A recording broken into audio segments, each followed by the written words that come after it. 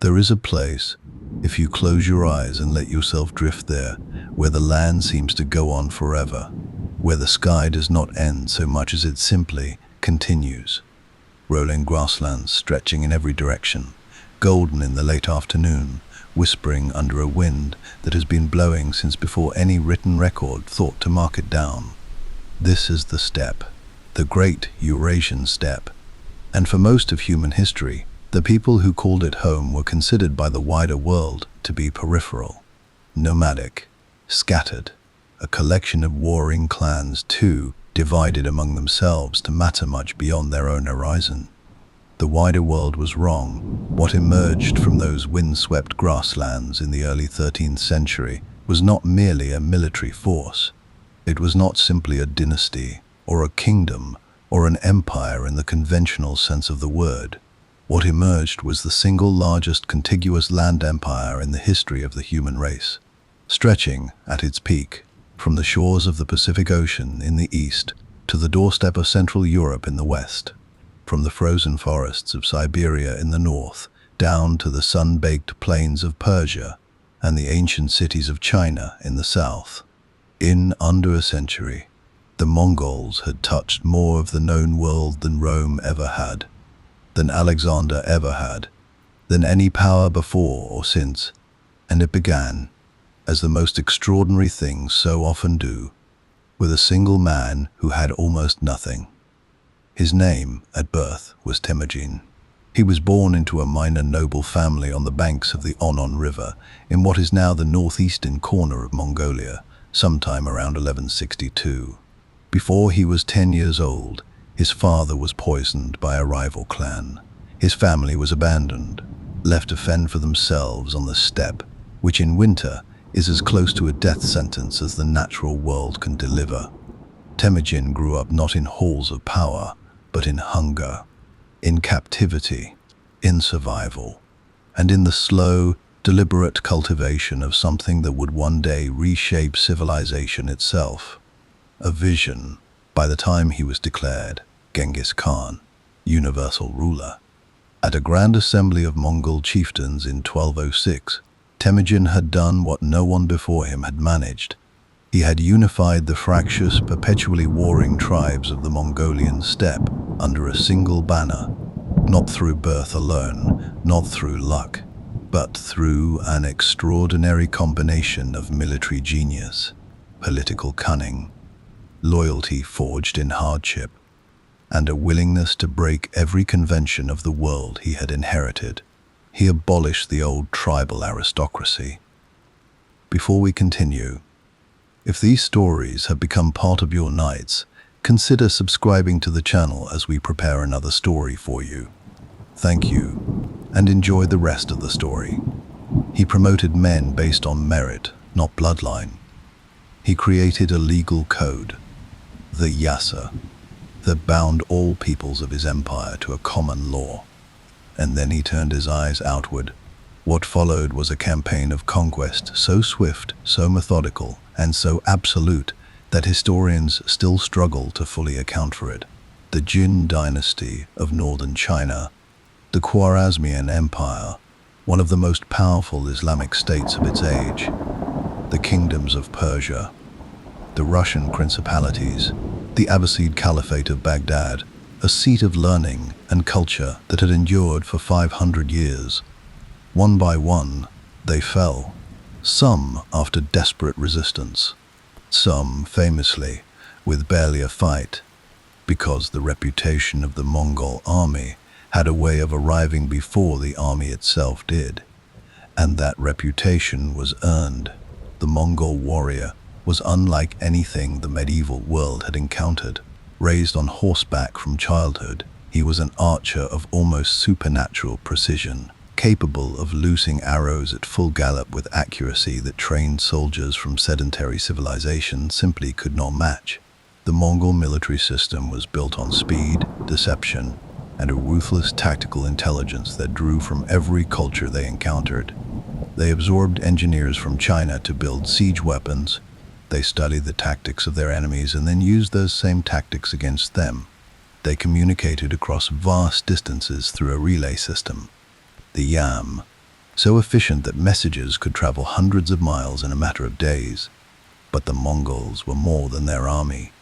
They were a civilization, a complex, deeply human civilization with a rich oral tradition, a spiritual life rooted in Tengriism, the worship of the eternal blue sky, a sophisticated understanding of trade and diplomacy, and a society in which women held a status and an agency that would have surprised, perhaps even shocked, the so-called civilized world beyond the steppe. Mongol women managed households that were, in every meaningful sense, self-sufficient economies. They raised children, directed servants, oversaw livestock, and, in the absence of their husbands at war, commanded the camp entirely. Some rode to war themselves, some governed. This is the world we are going to step into together, slowly, carefully, without rush. Because the Mongol Empire is not a story that rewards hurry. It is a story of vast distances and long silences, of fire and of mercy, sometimes in the same breath, of a people shaped by the hardest landscape on earth, who then went out and shaped the world in return. We begin, as all great journeys must, at the beginning, on the steppe, under that endless sky, with a boy who had lost everything and had not yet decided what he would do about it. To understand Genghis Khan, you must first understand the steppe, not as a backdrop, not as scenery, but as a living, breathing, merciless teacher, one that shaped every decision he ever made, every instinct he ever trusted, every alliance he ever built or broke. The steppe did not produce soft men or soft women. It could not afford to, and the civilization that grew from it, though it left no stone cities, no grand cathedrals, no carved monuments to its own greatness, was in its own way as intricate and as demanding as anything the ancient world had constructed. The Mongolian plateau sits at an average elevation of roughly 1,500 meters above sea level. Its winters are ferocious, temperatures plunging to 40 below zero, winds that do not slow or soften, snow that can bury livestock overnight. Its summers are brief and blazing. Water is precious, and the knowledge of where to find it, which rivers run in which season, which valleys hold moisture longest, was not academic knowledge. It was survival knowledge. It was the kind of knowledge passed from grandparent to child, around a fire inside a ger.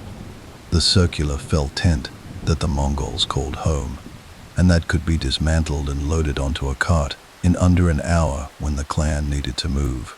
And they were always moving. The Mongols were pastoral nomads, which is to say their entire way of life was organized around the needs of their animals. Horses, sheep, goats, camels in the south, reindeer in the far north. The herds needed fresh pasture, and so the people followed, tracing routes through the seasons that had been established across generations. This was not aimless wandering. It was sophisticated land management, carried entirely in the memory of the people who practiced it. The steppe had no libraries. It had storytellers. It had elders.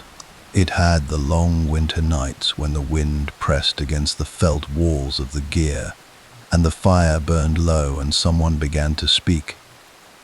Of heroes, of spirits, of the great deeds of ancestors who were watching still, from somewhere just beyond the visible world. This was the world Temujin entered, around 1162.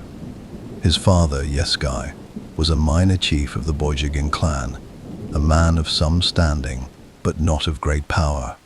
His mother, Huelun, was a woman of formidable intelligence and will, qualities that her son would inherit in full measure. The family lived as most Mongol families did, mobile, resourceful, perpetually aware of the political currents running through the surrounding clans. The steppe was not peaceful. It had never been peaceful. Raiding between clans was commonplace. Alliances were made and dissolved with the seasons. Blood feuds ran for generations. A man's safety depended entirely on the strength of his clan, his relationships with neighboring chiefs, and his own capacity to project strength. When Temujin was roughly 9 years old, Yasuge rode out to find his son a bride, a normal practice among the Mongols, who arranged marriages young, cementing alliances between families. He found a girl named Berthe from the Ongai Rat clan, and the match was agreed upon. Temujin was left with her family temporarily, as was custom, while Yasuge rode home. He never arrived.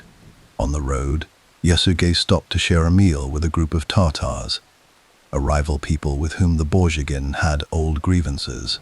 Whether through deliberate poisoning or something in the food, Yasuge fell ill shortly after leaving their camp. He died within days. Temujin, 9 years old, still staying with Berthe's family, was called back. He returned to find his clan in crisis.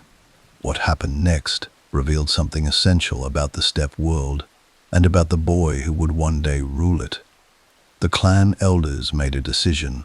Without Yasuge's leadership, they would not support his widow and children.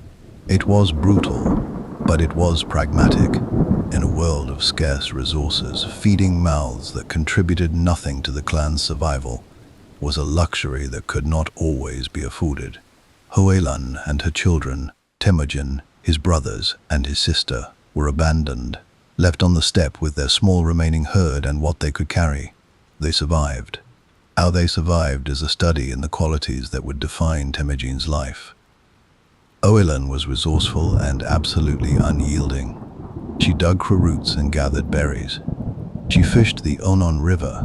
She kept her children alive through a winter that might reasonably have killed them, and then another, and then another.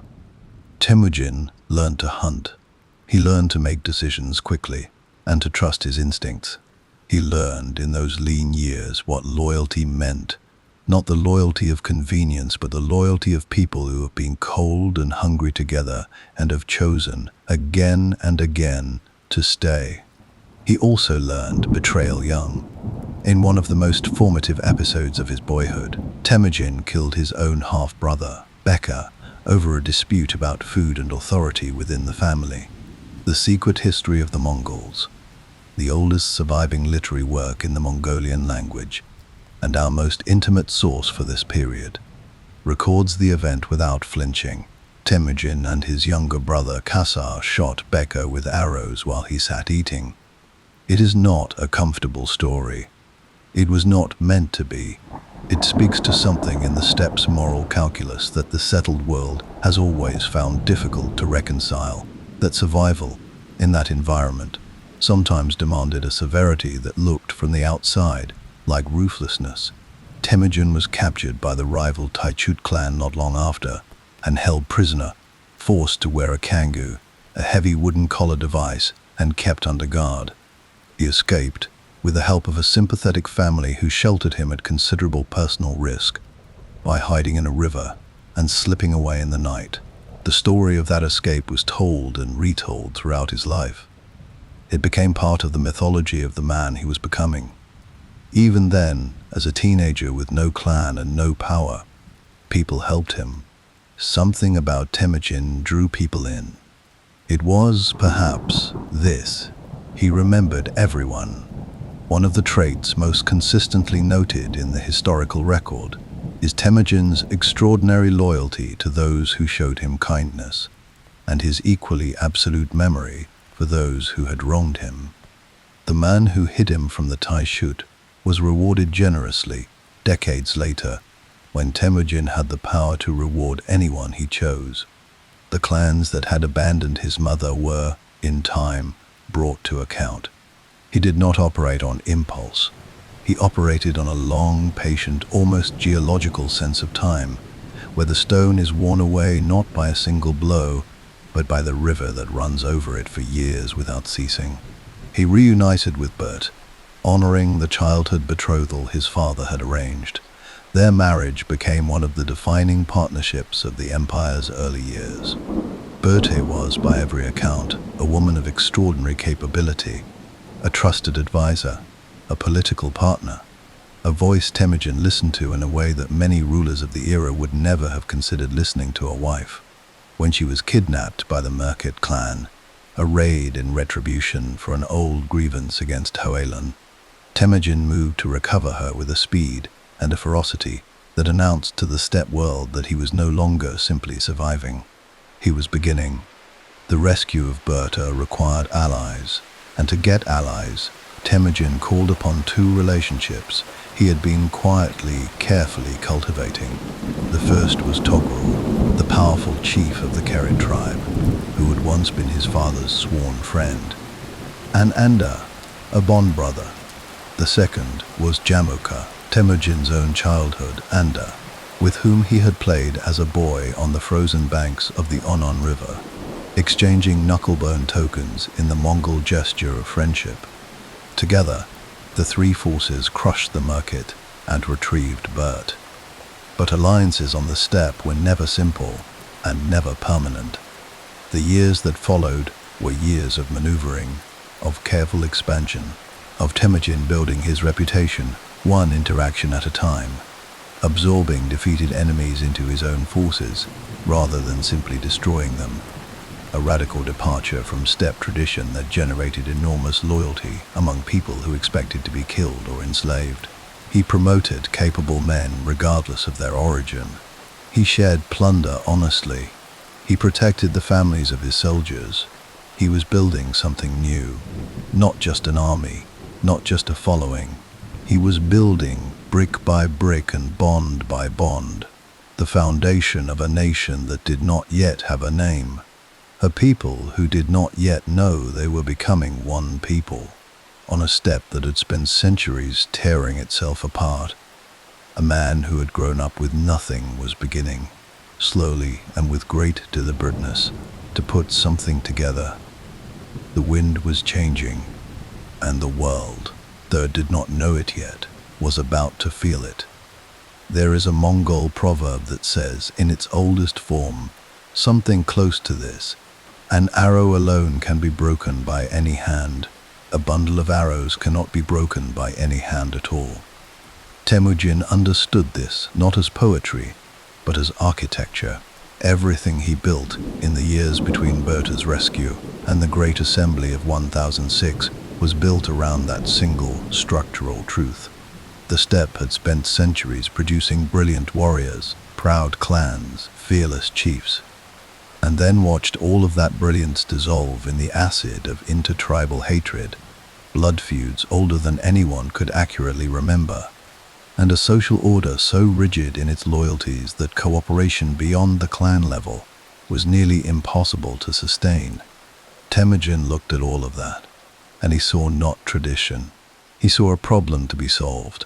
He solved it methodically, and he solved it over decades.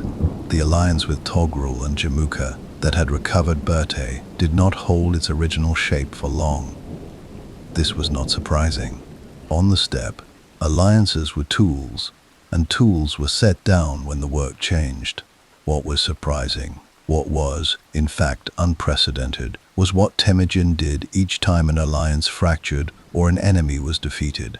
Instead of following the old custom of scattering the opposing clan, taking their animals and leaving their people to disperse or die, he absorbed them.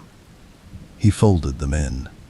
Defeated warriors were offered a choice: join and be treated as if they had always belonged, or refuse and face the consequences of refusal. Most chose to join, and most who chose to join stayed. This sounds simple. It was not simple. It required something that the steppe's old chiefs had almost never been willing to offer: the willingness to trust a former enemy, to place him in a position of responsibility, to say, in effect, that what you were before you joined us no longer defines what you are now. It was a profound psychological offer, and Temujin made it again and again to clan after clan through the 1190s and into the early 1200s, until the bundle of arrows he was assembling had grown thicker than anyone had ever managed to hold together. His relationship with Jamuka deserves particular attention, because it is one of the most fascinating and melancholy threads in this entire story. Jamuka was, by all accounts, Temujin's equal in almost every measurable quality. He was intelligent, charismatic, a gifted military commander, deeply respected among the traditional clans. The two men had been as close as brothers in childhood. As adults, they rode together, fought together, and camped together in the old way of sworn companions, sleeping under the same blanket, sharing the same fire. And then, gradually, irrevocably, they diverged. Where Temujin was dismantling the old hierarchies, Jamuka sought to preserve them. Where Temujin elevated commoners based on merit, Jamuka believed in the primacy of noble bloodlines. Where Temujin was building something new, Jamuka was defending something old. Their parting was not a single dramatic rupture, but a slow, painful unraveling, like a rope going strand by strand. And when the steppe eventually forced them into open conflict, as the steppe always did, it was Temujin who prevailed. Not immediately, not easily. There were battles that went against him. There were dark seasons when his forces were scattered and his position looked fragile. But he absorbed each reversal, regrouped, and came back with greater numbers and a sharper plan than before. When Jamuka was finally brought before Temujin as a prisoner, after his last allies had surrendered or fled, Temujin offered him his life. The offer was genuine. Some accounts suggest it was even accompanied by an emotional appeal, a remembrance of the arrows they had exchanged as boys, of the bond that had once been between them. Jamuka refused. He asked for a death without bloodshed, a Mongol honor reserved for those of high standing, in which the spine was broken so that the noble blood was not spilled on the earth. Temujin granted it. He wept, by some accounts. And then he moved on, because that is what the steppe demanded. By 1206, there were no significant independent powers remaining on the Mongolian plateau. The Tatars, the people who had, in all likelihood, poisoned his father, had been broken so thoroughly that Temujin ordered every Tatar male taller than the wheel of a cart to be put to death. The women and children were absorbed into Mongol clans. The Kerit, the Naiman, the Merkit, one by one, the great tribal confederacies had been brought under his banner or destroyed. The thing that had been considered impossible, that every steppe chief before him had attempted and failed to achieve, was complete. And so they gathered, on the banks of the Onon River, the same river where Temujin had played as a child, the same river where he had once hidden from the men who meant to kill him. The chiefs and warriors of the unified Mongol nation came together in a Kurultai, a grand assembly, the supreme decision-making body of the steppe people. A great white banner of 9 yak tails was raised. Shamans performed their ceremonies. The eternal blue sky was invoked. And Temujin, son of Yasuge, the boy who had been abandoned on the steppe with nothing, was proclaimed Genghis Khan. The title is most commonly translated as Universal Ruler or Ruler of All, but some scholars prefer a translation drawn from an older Turkic root, something closer to Oceanic ruler, a ruler as vast and as all-encompassing as the sea. Either way, the meaning was clear. This was not merely a chieftain of a tribe, or even a king of a confederation. This was something new. This was a claim on everything, and immediately the new Khan set about making that claim structural. The reforms Genghis Khan introduced in the years following 1206 were nothing short of revolutionary. The first and most fundamental was the abolition of the old tribal identities as organizing principles of the military. Mongol soldiers were no longer assigned to units based on their clan. They were assigned based on a decimal system. Units of 10, called arbans, of 100, called zuans, of 1,000, called mingans, and of 10,000, called tumans. Within each unit, men from different clans served side by side, ate together, trained together, and depended on each other for survival. In a single structural decision, Genghis Khan had severed the old tribal bonds that had kept the steppe fragmented for centuries and replaced them with a military loyalty that crossed every former line. This was, to put it plainly, an act of social engineering on a massive scale. And it worked. He established the Yasa, his great law code. Much of what the Yasa contained has been lost to time, but its surviving fragments and the records left by those who encountered it paint a picture of a legal system that was, in certain respects, remarkably consistent and even progressive for its age. Religious tolerance was enshrined. Every faith was to be respected within the empire, and no religion was to be taxed or persecuted. The theft of livestock, the lifeblood of the steppe economy, was made a capital offense. Hunting regulations were established to protect animal populations during breeding seasons. Diplomatic envoys, regardless of which power sent them, were to be treated with absolute inviolability. To kill an ambassador was one of the gravest crimes in the Mongol legal world. That last point would prove, in the years to come, to carry enormous consequences. He also formalized the YAM, the relay postal system that would become the nervous system of the empire. Stations were established at regular intervals across Mongol-controlled territory, each stocked with fresh horses and riders. A message, or a rider carrying orders, could travel at speeds that sedentary civilizations with their muddy roads and tired horses simply could not match. In an age without telegraphs or radios, the Mongol Empire communicated faster than anyone thought communication could travel. That speed, in military terms, was worth 10,000 soldiers. And then there were the generals. Genghis Khan was surrounded, from the early years of his rise, by a group of commanders whose abilities have rarely been equaled in military history. Subutai, the son of a blacksmith, who would go on to become arguably the greatest purely tactical general of the medieval world. Jabe, the man who had once shot Genghis Khan's horse from under him in battle, and who, when captured, said so without flinching, earning the Khan's immediate respect and a generalship. Mukhali, given authority over the entire northern Chinese campaign with a degree of independent command almost unheard of in any army of the era. These were not noblemen by birth. They were craftsmen's sons, herdsmen, former enemies. They were, every one of them, chosen for one reason only. They were the best at what they did. The nation was unified. The law was written. The army was structured. The roads were fast, and the horses were fresh, and the generals were ready. Genghis Khan looked out from the Mongolian plateau, north, south, east, west, and he began to plan. The world, vast and ancient and entirely confident in its own permanence, had no idea what was coming. Before the Mongol army destroyed a city, it sent a letter.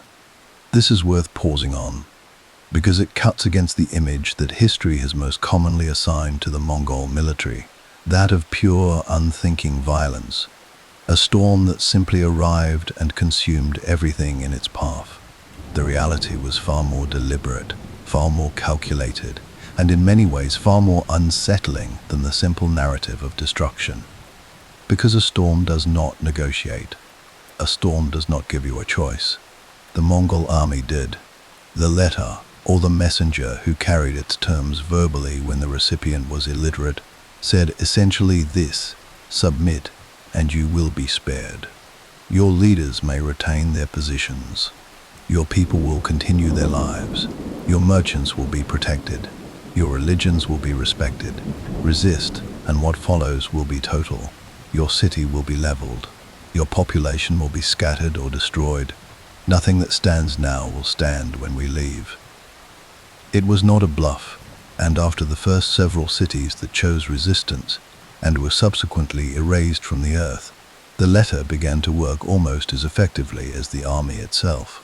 Entire regions capitulated before a single Mongol soldier had come within sight of their walls, not because they were cowardly, but because they were rational. The psychological dimension of the Mongol military machine was not accidental, it was engineered, and it was perhaps the most efficient weapon in an already fearsome arsenal. But let us begin at the foundation. Let us begin with the horse and the bow, because everything else was built on top of them. The Mongol warrior was, before anything else, a horseman. He had been riding since he could walk. Some accounts suggest Mongol children were tied to their horses before they were old enough to hold themselves upright, and by adulthood, his relationship with his mount was something that cavalry forces from settled civilizations spent years trying and largely failing to replicate. The Mongol horse itself was a remarkable animal, smaller than the war horses of European knights, shaggier, less impressive to look at. It was nevertheless capable of covering extraordinary distances on minimal food and water. It could survive a steppe winter by pawing through snow to find grass beneath. It required no grain supply, no elaborate stable, no farrier following the army with iron shoes. It was, in the language of modern logistics, a self-sustaining unit. Each Mongol warrior rode with a string of horses, typically between 3 and 5, sometimes more on long campaigns. This meant that the army could rotate mounts continuously, maintaining a pace that was simply incomprehensible to forces tied to a single horse or dependent on slow-moving supply trains. At its operational tempo, a Mongol cavalry force could cover between 80 and 100 kilometers in a single day. European armies of the same period moved at perhaps a quarter of that speed on their best days. When the Mongols appeared before a city or an army that had believed itself safely distant from the threat, it was not because their enemies had failed to prepare. It was because the Mongols arrived before preparation was possible. And then there was the bow. The Mongol composite bow was a masterpiece of pre-industrial engineering. Built from a laminated combination of horn, wood, and sinew, materials that took years to properly cure and assemble. It was a recurve design that stored and released energy with extraordinary efficiency. Its draw weight was considerable, in the range of 160 pounds by some estimates, meaning that drawing it fully required significant strength, but a Mongol archer had been drawing it, or bows approaching it, since childhood. His shoulders, his forearms, his back muscles had been built by the bow over a lifetime. He could draw, aim, and release at a full gallop. He could fire backwards, the famous Parthian shot, turning in the saddle to loose arrows at pursuing enemies while retreating. He could fire with accuracy at distances that infantry archers from other traditions could only aspire to match from a stationary position. And he could do it continuously. A well-supplied Mongol archer rode into battle carrying 60 arrows. The army carried reserve supplies on pack animals. The volume of arrow fire that a Mongol tumen, 10,000 men, the standard large formation, could produce in a short engagement was physically staggering. Contemporary accounts from soldiers who survived encounters with the Mongol army described the sky darkening. They described the sound. They described reaching for shields that were not large enough and never could be. The tactics built around these capabilities were sophisticated and endlessly varied, but several patterns recur consistently across the historical record. The first and most characteristic was the feigned retreat. A Mongol force would engage an enemy, draw them into pursuit, and then appear to flee. The enemy, sensing victory, would break formation to chase, and ride directly into a prepared encirclement, where the retreating force wheeled and the flanking forces closed, like a hand making a fist. The Nurj, the Great Hunt, was practiced by Mongol men from boyhood. A massive, coordinated encirclement of game animals across miles of open steppe, requiring precise timing and communication to ensure nothing escaped. The feigned retreat in battle was the Nurj applied to human enemies. The Mongols had been rehearsing it their entire lives. The second was the use of terrain and intelligence that bordered on the obsessive. Before any major campaign, Mongol scouts, the Mangadai, operated deep in enemy territory for months, sometimes years. They mapped roads and river crossings. They assessed the strengths and weaknesses of fortifications. They cultivated local informants, often through trade contacts or through the Mongols' vast network of merchants along the Silk Road who provided information on political divisions, supply routes, and the temperament of local commanders. When the Mongol army finally moved, it moved with a picture of the landscape and the enemy that its opponents could rarely match. The third was the division and coordination of forces across vast distances.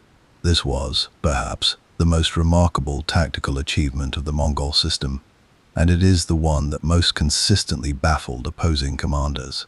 At the invasion of the Khwarezmian Empire beginning in 1219, the campaign we will return to in detail, the Mongol forces divided into multiple columns operating hundreds of miles apart, timing their movements so that they converged on objectives simultaneously from directions the defenders had believed were impossible to approach. In an age before radio, before telegraph, before any form of instantaneous communication, this required a command and communication system of extraordinary precision. The Yam carried orders, the generals trusted each other, and Genghis Khan had selected those generals well enough that the trust was warranted. Then there was the matter of siege warfare. The conventional understanding of nomadic peoples holds that they were ill-suited to siege operations, that they could sweep across open country but were helpless before walls. The Mongols demolished this assumption with such thoroughness that it is almost difficult to understand how the assumption survived. From the earliest campaigns against the Xixia in northwestern China and the Jin dynasty in the north, Temujin recognized that if his empire was to expand beyond the steppe, he needed the capacity to take fortified cities. And so, he built it. He recruited. From every conquered people, engineers and specialists were identified and absorbed into the army's technical core. Chinese engineers brought gunpowder-based weapons, firebombs, incendiary projectiles, early forms of explosive devices, that the Mongols deployed with an enthusiasm and inventiveness that regularly startled their enemies. Persian engineers brought sophisticated trebuchet designs. Captured craftsmen built siege towers, battering rams, and the massive counterweight catapults, mangonels, that could hurl stones weighing hundreds of pounds against walls and gates, and the people sheltering behind them. The Mongol army, that appeared before a fortified city in the 1220s, was not a cavalry force that happened to have some siege equipment. It was a combined arms operation of extraordinary complexity. Cavalry for encirclement and pursuit, light infantry for scouting and skirmishing, heavy siege equipment operated by specialists from half a dozen conquered civilizations, psychological operations running in advance, supply lines secured, river crossings mapped, and a commander who had studied the specific weaknesses of this specific fortification and this specific garrison before ordering a single soldier to advance. It was, by every honest measure, the most sophisticated military system on Earth at that moment.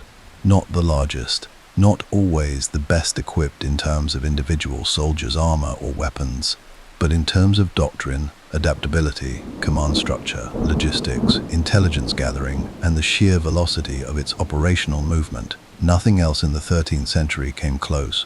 And behind all of it, behind every arrow loosed, every city encircled, every general's decision made 200 miles from the nearest friendly camp, was a culture that had spent centuries preparing for exactly this, without ever quite knowing that was what it was doing. The steppe had been a training ground all along. The storm had been gathering since before any of its participants were born. And now, at last, it was ready to break. There is something quietly extraordinary about the direction Genghis Khan chose to move first. To the south and east of the Mongolian plateau lay China, not as a single unified entity but as a fractured collection of competing dynasties, each immensely powerful by any standard the medieval world could apply. Each possessed of walled cities, professional armies, sophisticated bureaucracies, and centuries of accumulated wealth. The Jin dynasty controlled the north. The Xixia, the Tangut kingdom, held the northwest corridor. the great throat of land through which the Silk Road ran. The southern Song dynasty commanded the vast, fertile south. Any one of these powers dwarfed the newly unified Mongol nation in terms of population, infrastructure, and the conventional markers of civilizational strength. Genghis Khan looked at all of this and chose to begin. Not rashly, never rashly. The campaigns against the Shisha beginning in 1209 were, in retrospect, as much educational as they were military. The Mongols had never fought a sustained campaign against fortified positions before. They had never needed to coordinate an army across the particular landscape of the Western Chinese corridor, with its desert approaches and its river crossings and its walled garrison towns, sitting astride the routes an invading force had to use. The Xixia campaign was, in a sense, a laboratory. A place to learn what the army could do, what it could not yet do, and what it needed to develop before it faced something larger. What it could do was already impressive enough. The Mongol cavalry swept through the Tangut borderlands with a speed that the Xixia commanders had not anticipated and could not match in the open field. Settlements were raided, supply lines disrupted, the countryside stripped of resources that the walled cities depended upon. It was a form of strategic strangulation, not an immediate killing blow, but a slow and deliberate tightening that forced the Xixia leadership to recognize, before any great climactic battle had been fought, that the cost of resistance would be unsustainable.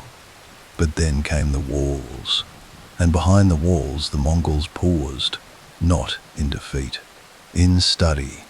Genghis Khan was not a man who repeated mistakes or who persisted in methods that did not work.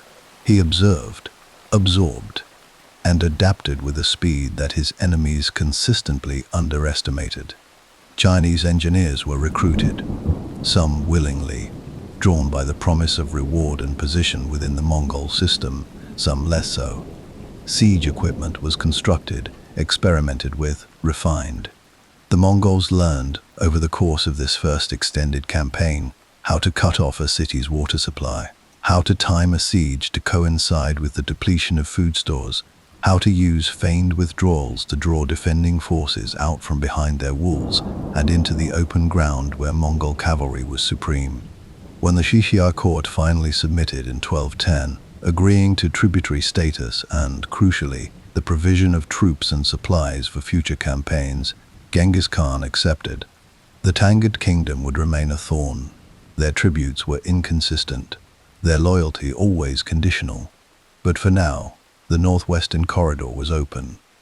The first lesson had been learned. The laboratory had returned its findings. He turned to the Jin. The Jin dynasty deserves a moment of appreciation before we describe its destruction, because it was a genuinely formidable civilization.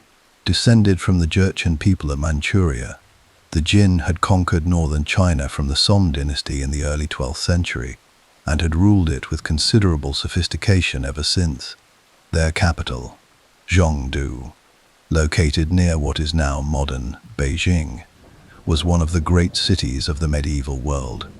A population of perhaps 1 million people within its walls, vast granaries, a professional army of several 100,000 soldiers, equipped with sophisticated weapons including early gunpowder devices, massive defensive walls stretching for hundreds of miles, the precursors and, in some sections, the actual foundations of what we now call the Great Wall. The Jin court had a particular attitude toward the Mongols that would prove, in the end, catastrophic. They were aware of Temujin's unification of the steppe. The Jin had, in fact, historically played the Mongol tribes against one another as a deliberate policy, keeping them divided and weak. When news arrived that a new Khan had been declared, the Jin emperor's response was something close to contempt. The Mongols were a nomadic people. They had always been a nomadic people. They raided, they retreated, they bargained and made trouble. But they were not a civilizational threat. The Jin had walls and numbers and wealth and the accumulated military wisdom of generations. What could herdsmen on small horses do against all of that? The answer arrived in 1211. Genghis Khan crossed the Gobi Desert, a crossing that his own generals considered extraordinarily risky, moving tens of thousands of horses and men through some of the most demanding terrain on Earth, and emerged on the Jin's northern frontier, not as a raiding party, but as a nation in arms. The Jin forces that met him in the open field were destroyed with a completeness that shocked the survivors into silence. The speed of the Mongol advance was unlike anything the Jin commanders had planned for. The feigned retreats drew pursuing cavalry into encirclements that became slaughters. The coordination between Mongol columns separated by dozens of miles was tighter than the coordination within a single Jin army operating in the same valley. The Jin fell back toward their walls, and this time the Mongols had answers for the walls. The campaigns against the Jin were not swift. They lasted, in their various phases, over 2 decades. Zhongdu itself did not fall until 1215, and the Jin dynasty was not fully extinguished until 1234, years after Genghis Khan himself had died. But the trajectory was established with brutal clarity in those first campaigns. The Mongols could not yet take every fortified city they encountered, but they could devastate the countryside around those cities, strip away the agricultural base that fed them, destroy the armies that might relieve them, and leave the urban populations facing a future of progressive starvation, while the Mongols moved freely through the territory around them.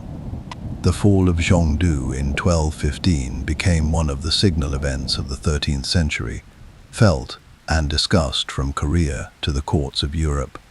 The city burned for weeks after it fell. Travelers passing through the region months later described roads paved with human bones, the soil stained with rendered fat. It was a catastrophe of a scale that the medieval world had rarely witnessed concentrated in a single place. And the message it sent traveled at the speed of rumor, which on the Silk Road was remarkably fast. Among those who received that message, and took it with utter seriousness, was a young Mongol general who had been watching the Jin campaigns with the focused attention of a man who understood he was witnessing the future. His name was Subutai, born the son of a blacksmith, or possibly a reindeer herder. The sources differ.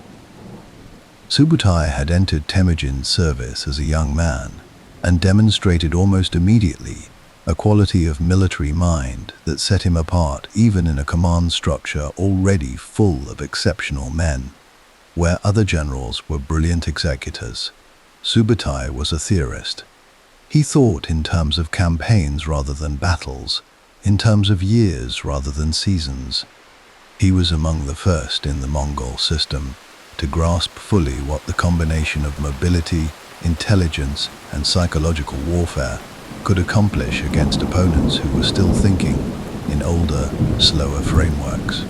Genghis Khan recognized what Subutai was and gave him room to become it.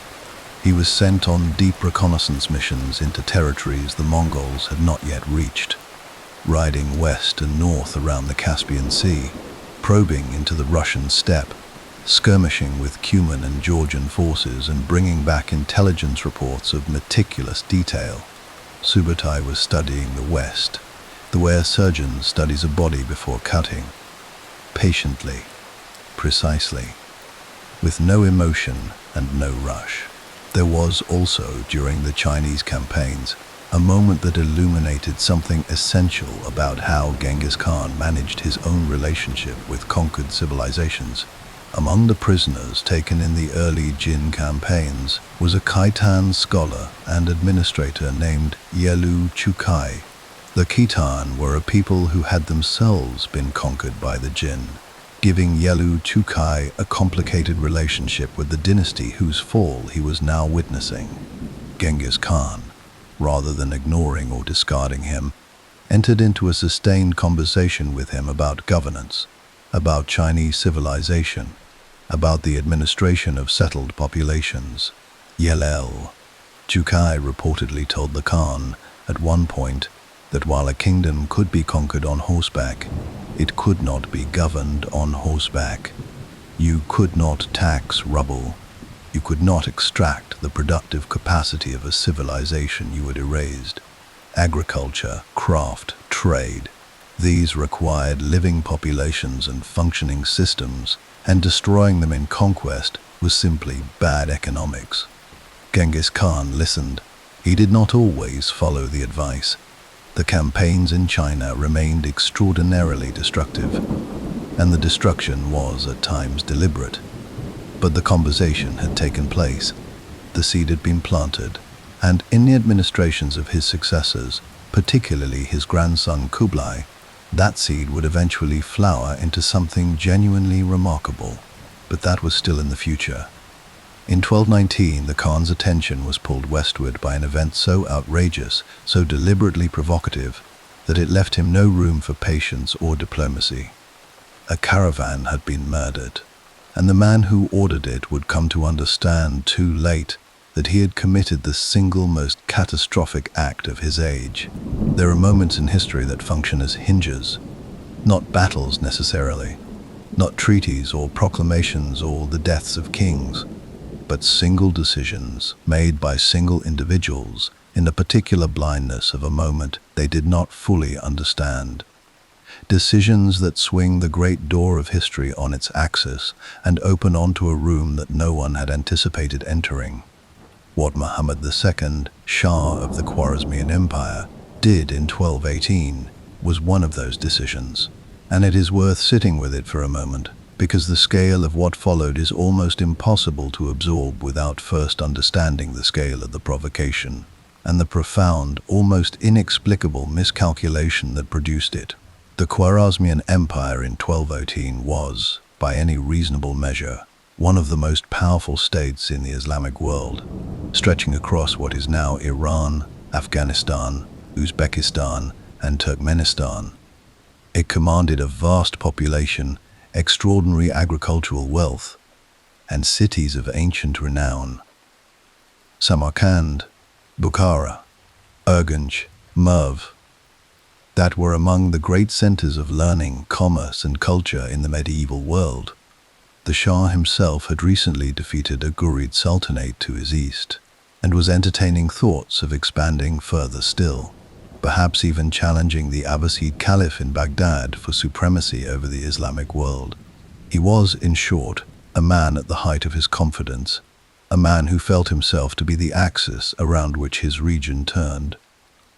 Into this confidence, Genghis Khan sent a trade caravan. It was a substantial one, perhaps 400 or 500 merchants, accompanied by diplomatic representatives carrying a letter from the Khan himself. The letter was, by the standards of the era, almost conciliatory in tone. It acknowledged the Shah's power. It proposed a relationship of mutual commercial benefit.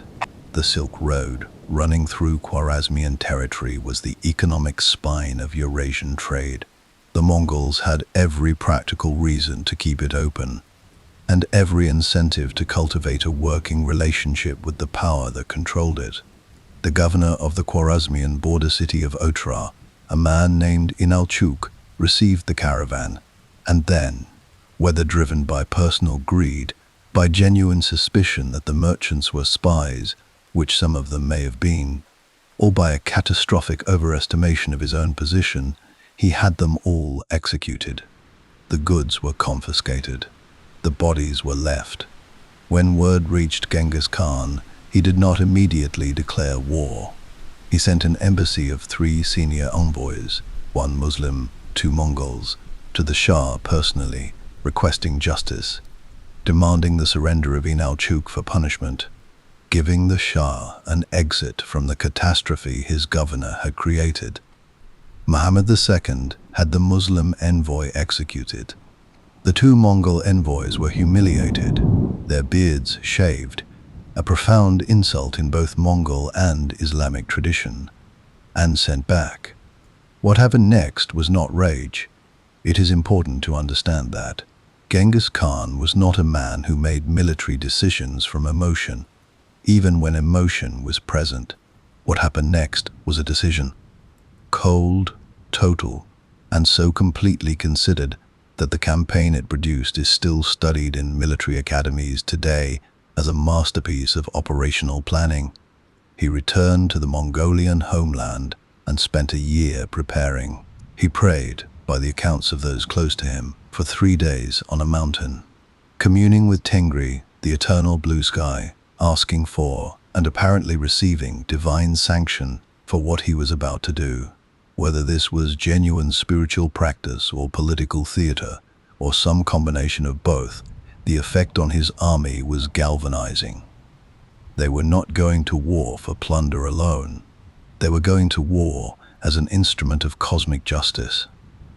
The psychological framework mattered. It always mattered to the Mongols. The force assembled for the Khwarezmian campaign was the largest the Mongol army had yet put into the field.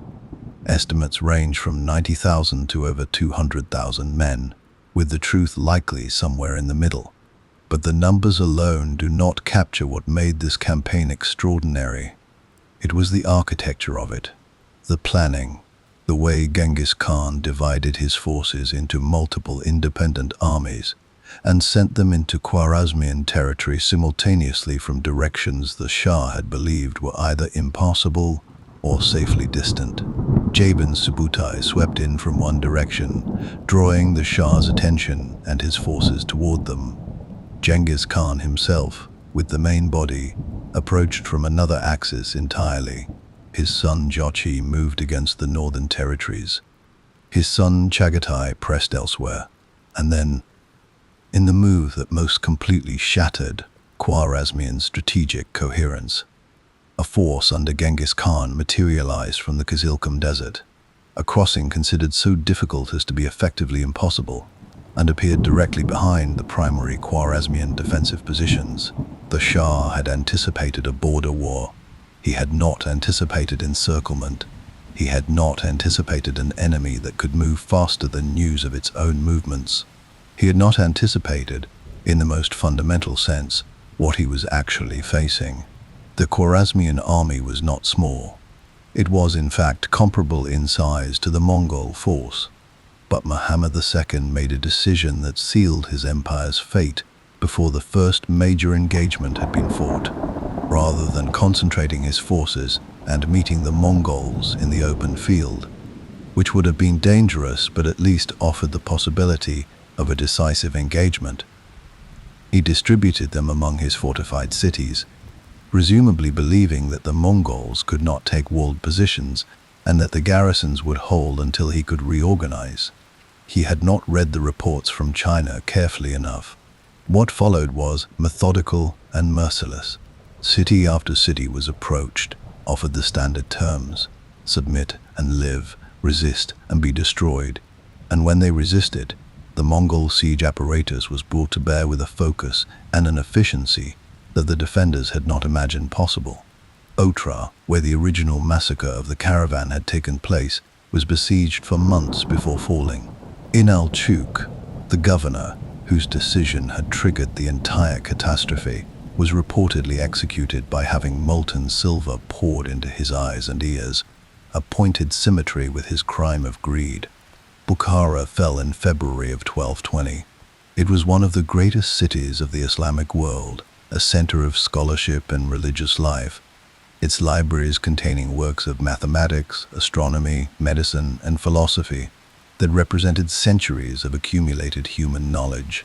Genghis Khan rode into its great mosque, according to some accounts, and addressed the assembled population from the pulpit. He told them he was the punishment of God, that if they had not committed great sins, God would not have sent a punishment as great as him. Then the city burned. Samarkand, the imperial capital, fell shortly after. Its population was enormous, perhaps 500,000 people. The Mongols separated the skilled craftsmen, the engineers, the physicians, and the scholars who were sent east to the Mongolian heartland. The soldiers who had surrendered were conscripted into the Mongol forces or killed. The general population was dispersed into the countryside, The great structures of one of the medieval world's most magnificent cities were systematically dismantled or burned. Merv, Nishapur, Herat, Urgench. Each name is a separate chapter of devastation so complete that modern archaeologists still find the evidence of it in the soil.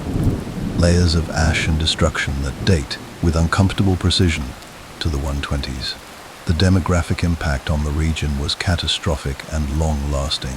Population estimates for Central Asia before and after the Mongol campaigns suggest a loss of life that, proportionally, may represent one of the largest demographic catastrophes in human history. Some regions did not recover their pre-Mongol population levels for centuries. The Shah himself fled. He became a fugitive in his own empire, pursued by a specially detached Mongol force under Jebe and Subutai, whose only mission was to find and kill him. He eluded them, but only barely, and only by fleeing so far and so fast that he abandoned every remaining resource he had. He died on a small island in the Caspian Sea in the winter of 1220, reportedly without even a proper burial shroud. The mightiest ruler in the Islamic world, reduced to a refugee, dying alone on a windswept rock in a cold sea. His son Jalal ad-Din was made of different material entirely. He rallied the remaining Khwarezmian forces, fought the Mongols in several engagements with genuine skill, and at the Battle of Parwan in 121, actually defeated a Mongol force. One of the very few commanders of the era who could make that claim. Genghis Khan himself rode south to deal with him, respect evident in the attention he paid to the campaign. Jalal ad-Din was eventually driven to the banks of the Indus River, where, surrounded and with no path of retreat, he chose the river over surrender, plunging his horse from the bank into the current and swimming across under Mongol arrows. Genghis Khan watched from the bank, and then, by one account, he turned to his sons and said something that amounted to this: "That is how a son should be." He did not pursue across the Indus. India was for another time, another campaign, another calculation. He turned back north and west, toward the steppe he had never truly left behind in his heart, toward the clean wind and the endless grass and the sky that his people had always believed was watching them, always from above. The Khwarezmian Empire was gone. The world's understanding of what was possible had been permanently and violently revised, and Subutai was already riding west, taking notes. There is a temptation, when telling the story of the Mongol Empire, to never leave the battlefield. The battles are extraordinary. The campaigns are almost cinematically dramatic. The scale of the conquests pulls the eye and holds it, the way a thunderstorm holds the eye. You cannot quite look away, even when the lightning frightens you. But if we stay only on the battlefield, we miss something essential. We miss the world that existed between the campaigns, the world that the Mongols built, administered, argued over, traded across, and in certain remarkable respects, nurtured. Because the Mongol Empire was not only a machine of war, at its height, it was also something that the medieval world had never quite managed to produce before, and has not quite managed to produce since. It was a unified Eurasian world. The concept is worth dwelling on.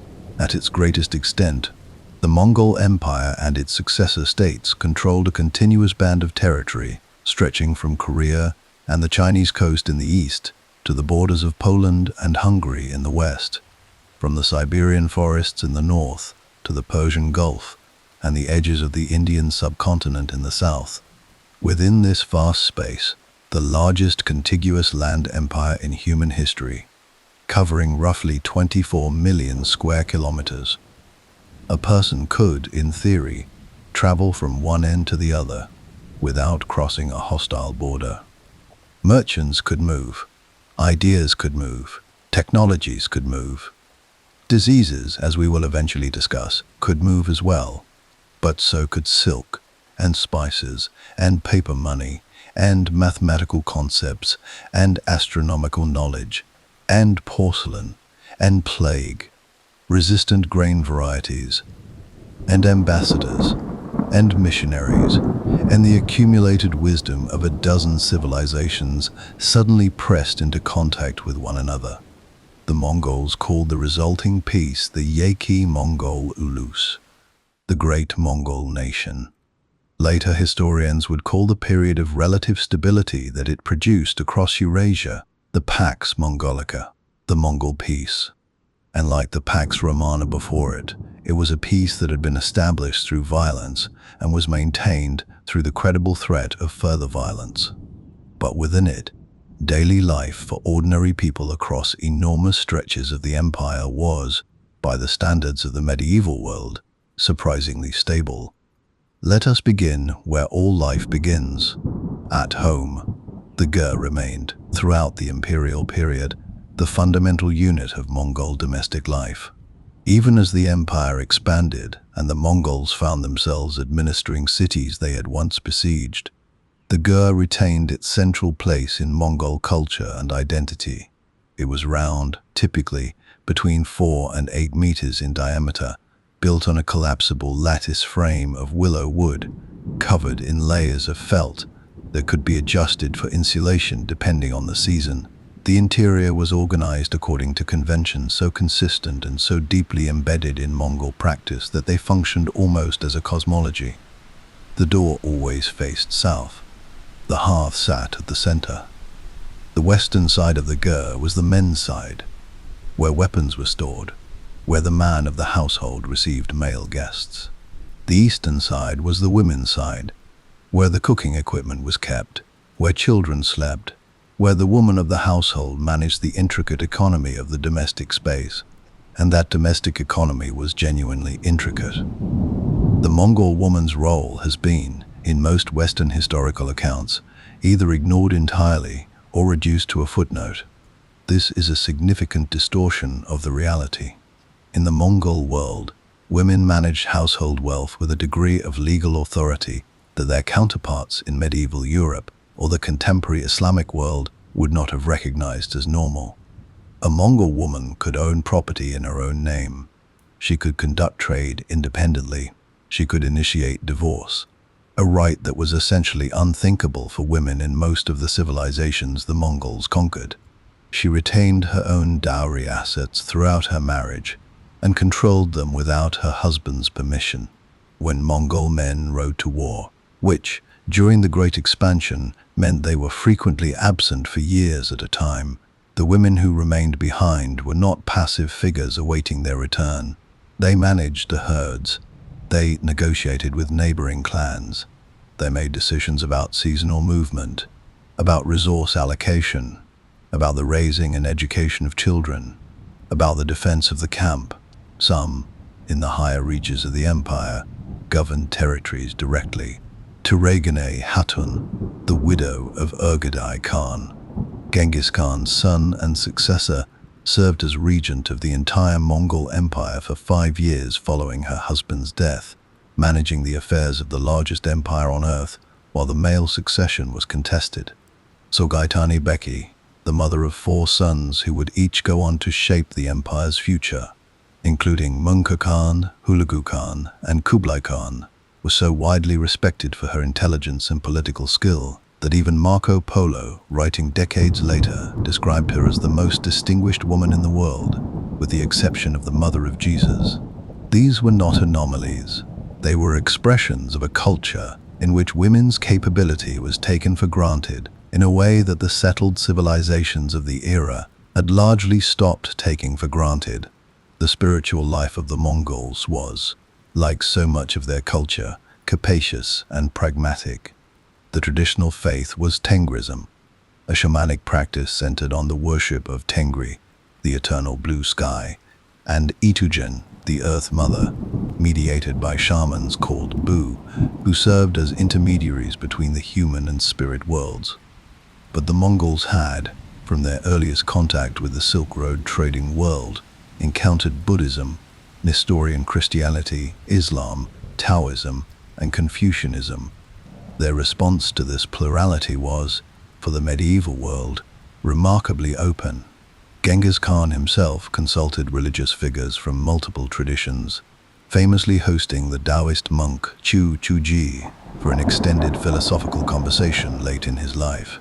He exempted clergy of all recognized faiths from taxation, not from spiritual conviction perhaps, but from the practical understanding that religious institutions provided social stability and that antagonizing them was bad governance. This tolerance was enshrined in law and maintained with varying degrees of consistency throughout the imperial period. Nestorian Christian communities flourished in the Mongol heartland.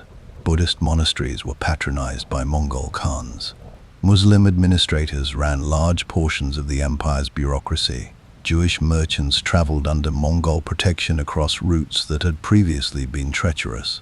The court of the Great Khan at Karakoram, the imperial capital established by Ogadai on the Mongolian steppe, was, by the account of the Flemish friar William of Rubruck, who visited in 1254, a place where representatives of every major world religion could be found, arguing theology in the same encampment, sometimes in the same tent, under the benign and essentially untroubled gaze of a ruler who found the whole spectacle more interesting than alarming. Karakoram itself is worth a moment of attention, because it challenges the assumption that the Mongols had no interest in permanent settlement or urban life. It was a real city, walled, planned, with distinct quarters for different ethnic and religious communities, a palace complex of considerable ambition, 12 Buddhist temples, 2 mosques, and a Nestorian church. Its population was international in a way that would have been remarkable anywhere in the medieval world. Chinese artisans worked alongside Persian administrators, alongside Russian craftsmen, alongside Uyghur scribes. The Mongols had, in effect, assembled the expertise of an entire hemisphere in a single location and set it to work building their capital. The Yam, the postal relay system, knit this vast world together with a speed that contemporary observers found almost magical. Marco Polo, who traveled through the empire in the latter part of the 13th century, described the relay stations in terms of undisguised admiration: horses always ready, riders always available, a message or a package capable of traveling hundreds of miles in a single day. The system served not only military and governmental purposes, but commercial ones as well. Merchants traveling under a Mongol-issued passport, the paisa, a tablet of gold, silver or bronze depending on the bearer's status, could move through the entire empire with the protection of Mongol law behind them. To rob a paisa holder was to invite the retribution of the Khan himself. Trade along the Silk Road reached volumes during the Pax Mongolica that it would not reach again for centuries. Chinese silk and porcelain moved west, Persian carpets and glassware moved east, Indian spices, Central Asian horses, Russian furs, European wool.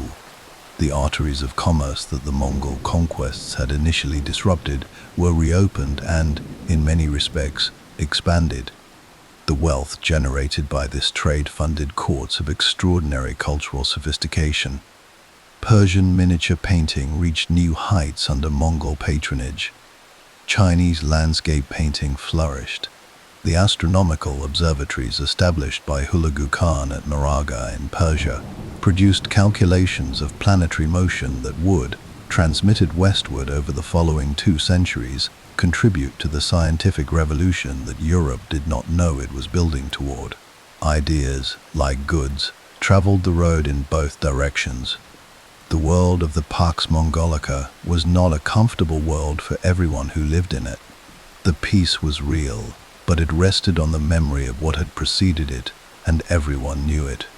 The stability was genuine, but it was the stability of a system that could, and occasionally did, resort to devastating violence when its authority was challenged. It was an empire, with everything that word implies, including the profound inequality of the relationship between the ruling people and those they had conquered. But it was also undeniably a connected world, a world in motion, a world where the distance between a Chinese alchemist and a Persian mathematician had been reduced, for one extraordinary moment in human history, to the width of a road and the speed of a horse. That moment would not last forever. Nothing, on the steppe or anywhere else, ever did. Genghis Khan died in 1227. The circumstances are, even now, not entirely certain. The secret history of the Mongols is characteristically elliptical on the subject.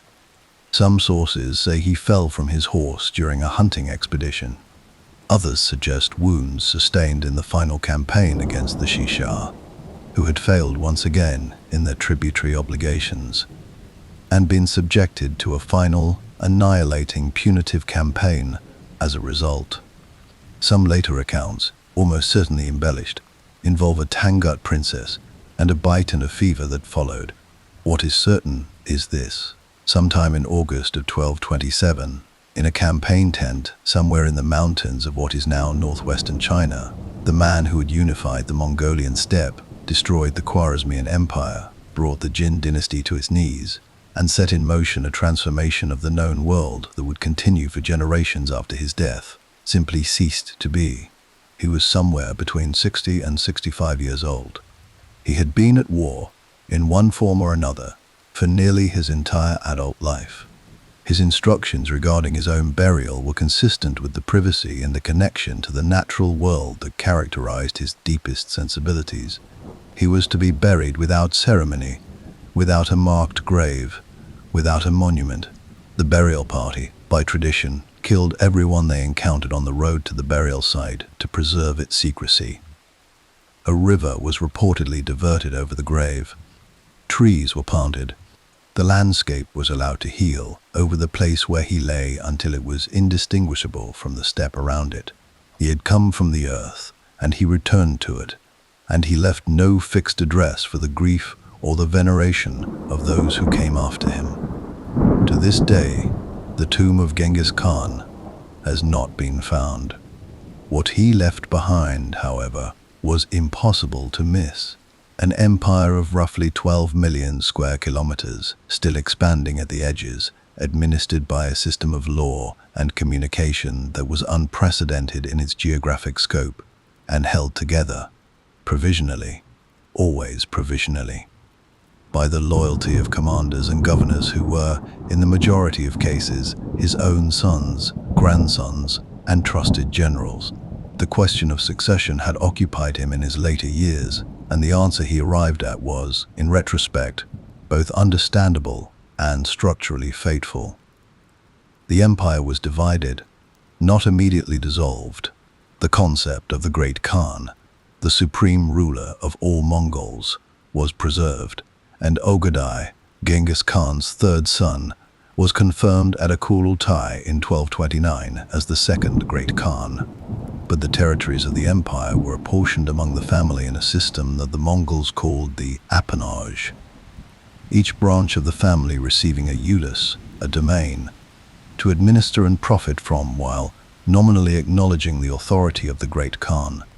Jochi, the eldest son whose paternity had been whispered about throughout his life. He was born too soon after Berte's return from Merkit captivity to silence all speculation. A shadow that never entirely left him, had died 6 months before his father, but his sons Batu and Orda inherited the western territories that would become the Golden Horde. Chagatai received Central Asia. Tolui, the youngest son, received the Mongolian homeland itself. As was Mongol custom, the youngest son inherited the hearth. Egedi held the center. For a generation, this system functioned. Ogadai proved to be a capable, if very different, ruler from his father, where Genghis Khan was austere in his personal habits, focused to the point of asceticism when a campaign demanded it. Ogadai was gregarious and convivial, a man who loved feasting and wine with an enthusiasm that would eventually contribute to his death. But he was not merely a celebrant. He was a builder. Under his rule, Karakorum was properly established as the imperial capital. The administrative apparatus of the empire was systematized and expanded. The yam was extended, Tax collection was regularized, and the military expansion continued in multiple directions simultaneously, with a reach that Genghis Khan himself had not quite achieved. It was under Ögedei that the campaign into Europe was launched. In 1236, a Mongol force under Batu Khan, Jochi's son, commanding the western Ulus, and with Subutai providing the strategic and tactical genius, crossed the Volga River and began the systematic conquest of the Russian principalities. The timing was, from a Mongol perspective, carefully considered. The Russian principalities were divided among competing princes with a long history of mutual antagonism that made unified resistance essentially impossible. The winter, which European armies typically regarded as a season of rest and inactivity, the Mongols used as a season of campaign. The frozen rivers became highways for their cavalry, removing the obstacle that flowing water would have presented. City after city fell with a speed that the Russians had no framework for understanding. Vladimir, Suzdal, Ryazan, Pereyaslav. One by one, the great cities of Kievan Rus were taken and burned. The Prince of Kiev, who commanded the most ancient and prestigious of the Russian principalities, received the standard Mongol offer of terms and rejected it. Kiev fell in December of 1240. A European traveler passing through 2 years later described seeing fields of skulls outside the city walls. The population of one of the great cities of medieval Europe had been reduced to a fraction of itself in a matter of days. The Mongol force pressed west. In April of 1241, Subutai executed one of the most audacious strategic maneuvers in military history. Recognizing that the kingdoms of Poland and Hungary represented the primary organized resistance remaining in Central Europe, and that they might combine their forces if given time, he divided his army and struck both simultaneously. One force, under Batu's general Baidar, swept through Poland, defeating a combined Polish and German force at the Battle of Legnica on April 9th, and killing the Duke of Silesia. The main force under Batu and Subutai crossed the Carpathian Mountains and met the Hungarian army of King Bela IV at the Battle of Mohi on April 11th, 2 days later, 200 miles to the southeast. The Battle of Mohi was a masterpiece of the Mongol military system applied at full maturity. The Hungarians were a capable force. The Hungarian cavalry was among the finest in Europe, and Bela IV had assembled an army of perhaps 60 to 100,000 men, a formidable concentration by any standard. Subutai crossed the Sajo River in the night, in multiple locations simultaneously, pinning the Hungarian army against the river before it could react. Catapults cleared the Hungarian camp's fortifications. A gap was left in the encirclement, deliberately, as the Mongols had learned that surrounded men fight with a desperation that surrounded men with an apparent escape route do not. The Hungarians fled through the gap and were cut down for miles across the open plain beyond. The road to Vienna was open. And then, Ögedei died. In December of 1241, word reached the Western army that the great Khan had died in his capital. Mongol custom, and, crucially, Mongol political reality, demanded that the senior princes return to Mongolia for the Kurultai that would determine the succession. Batu Khan, whose relationship with the other Mongol princes was complicated by old rivalries and the whispers about his father Jochi's paternity, had particular reason to want to be present when the succession was decided. The Western campaign was suspended. The forces that had been poised on the Hungarian plain began to withdraw east. Europe, which did not fully understand what had just happened, attributed its salvation to the prayers of its kings and the grace of God. Both may have played a role, but the historical record suggests that Ögedei's liver, weakened by decades of enthusiastic drinking, played a larger one. The succession crisis that followed was the first serious fracture in the imperial structure, and it would not be the last. The Kurultai, that was supposed to quickly confirm a new great Khan, took years to resolve. Factions formed around different branches of the family. Turegene Khatun, Argadai's widow, served as regent with considerable skill, maneuvering her son Guyuk into the position. But Guyuk died within 2 years of his confirmation, and the cycle of contested succession began again. When Munka, son of Tolui and Sorgatani Beki, finally consolidated the position of Great Khan in 1251, he did so through a purge of the Urgadite and Chagatites that revealed how much the surface unity of the empire was already straining against the pressures beneath it. Munka resumed the campaigns with something of his grandfather's focus. His brother Hulagu was sent west to deal with the assassins of Persia and the Abbasid Caliphate. His brother Kublai was sent south to complete the conquest of the southern Somme. Menka himself campaigned in China, and it was there, in 1259, that he died. Of dysentery, most likely the great leveler that has ended more military careers than any enemy ever managed to. His death triggered the succession crisis that the empire had, perhaps, always been building toward. Kublai and his younger brother Arik Bök both claimed the position of Great Khan simultaneously. Civil war followed, the first open military conflict between branches of the Chinggiside family. And while that war was being fought, events in the west reached their own decisive moment.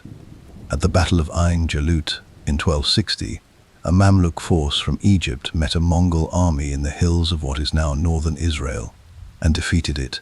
It was the first time a Mongol force had been decisively defeated in open battle and not subsequently avenged, and it marked, as clearly as any single battle can mark such things, the moment the tide began, slowly, incompletely, but unmistakably, to turn. The world that Genghis Khan had set in motion was beginning, at last, to find its edges. There are events in history that those who lived through them described, without hyperbole and without exaggeration, as the end of the world. Not metaphorically, not rhetorically, but with the genuine, shaking conviction of people who had watched something so foundational to their understanding of civilization collapse that no other language seemed adequate to describe it. The fall of Baghdad in February of 1258 was one of those events, and to understand why it carried that particular weight, why the Islamic world mourned it with an intensity that echoed for centuries, you have to understand what Baghdad was and what it represented before the Mongols arrived at its walls. Baghdad had been founded in 762 by the Abbasid Caliph al-Mansur on the western bank of the Tigris River, in the flat, fertile heartland of what had once been Mesopotamia. The land between the rivers where human civilization had first learned to write, first learned to count, first built cities and laws, and the infrastructure of organized society. Al-Mansur called his new city Madinat al-Salam, the city of peace. He designed it in a perfect circle, a geometric expression of the ordered cosmos he intended his caliphate to embody. Within a century, it had grown into the largest city on earth, with a population that some estimates place at over 1 million people at its peak. It was the heart of the Islamic world, the seat of the caliphate that claimed spiritual authority over the vast majority of the world's Muslims, and the center of what historians have called the Islamic Golden Age. The House of Wisdom, Beit al-Hikmah, had been established in Baghdad in the early 9th century as an institution dedicated to the translation, preservation, and advancement of human knowledge. Scholars gathered there from across the known world. Greek philosophical texts, long lost to Europe in the chaos of the post-Roman centuries, were translated into Arabic and studied, annotated, expanded upon. Persian astronomical traditions were synthesized with Indian mathematics. The concept of algebra was developed and named. The numerical system that the world now uses, the one we call Arabic numerals, though their ultimate origin is Indian, was codified and transmitted westward through Baghdad.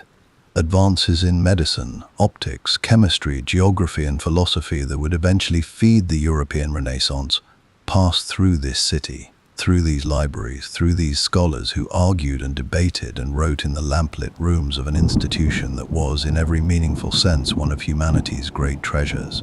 This is what Hulagu Khan brought his army against in the winter of 1258.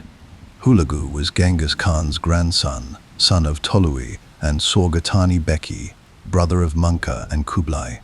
He was a man of genuine complexity, drawn to Persian culture and aesthetics, married to an Nestorian Christian woman named Dox Khatun, who would prove enormously influential in the shaping of his policies, personally fascinated by astronomy and the learned men who practiced it. He was not, by temperament, a simple destroyer, but he was a Mongol commander, and the logic of the Mongol system was clear and consistent: submit and live, resist, and face the consequences. The Caliph Al-Mustaz seem resisted. The reasons for his decision remain somewhat opaque to history. He appears to have been a man of limited political imagination, surrounded by advisors who disagreed profoundly about the correct response to the Mongol threat, and who spent the precious months before the siege arguing among themselves rather than preparing effective defenses. Some accounts suggest he genuinely did not believe the Mongols would press an attack on the seat of the caliphate, that the symbolic weight of Baghdad would give even the most aggressive conqueror pause. If so, he had fatally misread the nature of the force approaching his walls.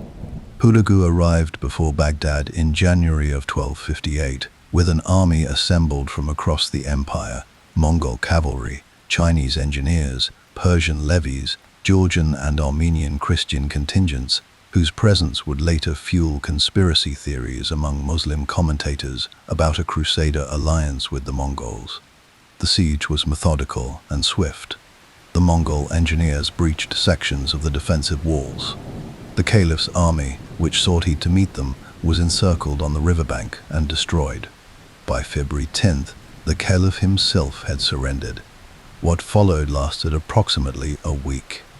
The accounts differ in their specific details, as accounts of catastrophes always do, but they converge on the essential reality with horrible consistency. The libraries were burned or thrown into the Tigris.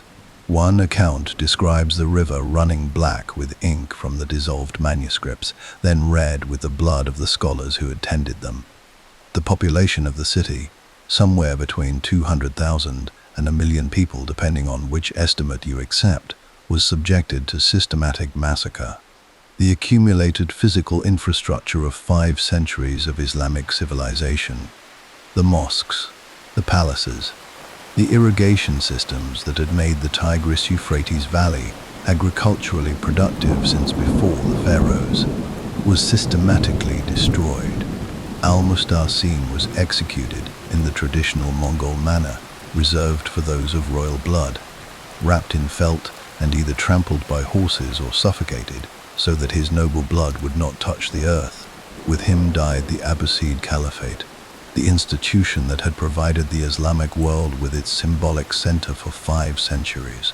There would be a shadow caliphate established in Cairo under Mamluk protection, but it was never more than a symbol. The living reality of the caliphate, the institution with actual political and spiritual weight, died in Baghdad in February of 1258 and was not resurrected.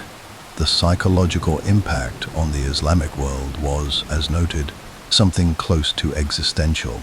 Scholars and poets writing in the months and years after the fall struggled to find language adequate to the loss. One Egyptian writer described it as a calamity such as had not befallen Islam since the death of the Prophet. The sense of rupture was total, not merely a military defeat, not merely the fall of a city, but the destruction of a civilizational center that had defined what Islamic culture meant for generations. And yet, here is where the story becomes genuinely complicated. Because Hulagu did not simply destroy and move on, what he built in the ruins of the Khwarezmian and Abbasid worlds was the Ilkhanate, a Mongol successor state covering roughly the territory of modern Iran, Iraq, Azerbaijan, and parts of Turkey and Afghanistan. And the Ilkhanate for all that its founding was written in catastrophe, became something unexpected. It became a place of cultural synthesis and, eventually, of genuine intellectual flourishing. Hulagu's observatory at Maragha, constructed for the Persian astronomer Nasir al-Din al-Tusi, was the most sophisticated astronomical institution in the world at its moment of creation. Al-Tusi, who had survived the Mongol campaigns through a combination of pragmatism and his own indispensability, produced at Maragha a set of planetary models that represented a genuine advance over Ptolemy. The Ilkhani, the astronomical tables dedicated to the Ilkhan, were consulted and built upon by astronomers from China to Europe for centuries. The intellectual tradition of Baghdad was not entirely extinguished.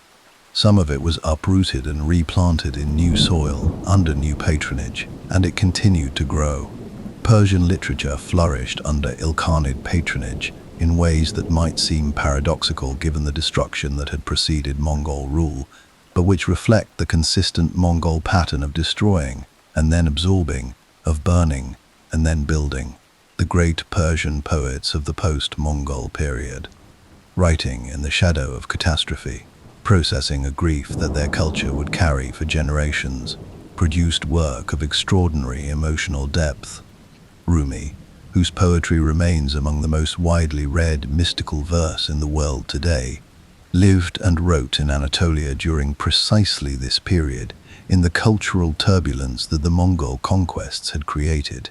The destruction was real, but so was the creativity it somehow, impossibly, also catalyzed. The Ilkhans themselves underwent a transformation that Hulagu could not have fully anticipated. His successors converted, not all at once, not without political struggle, but the process was steady and ultimately complete. Ghazan Khan, who took the throne in 1295, converted to Islam and made it the official religion of the Ilkhanate. The descendants of the men who had burned Baghdad's mosques and killed its caliphs now ruled as Muslim sovereigns, patronizing Islamic art and architecture with the enthusiasm of the newly devoted. Ghazan's court historian, Rashid al-Din, produced the Jamis al-Tawarik, a universal history of extraordinary scope and ambition, drawing on sources from across the Mongol world, that remains one of the most important historical documents of the medieval period.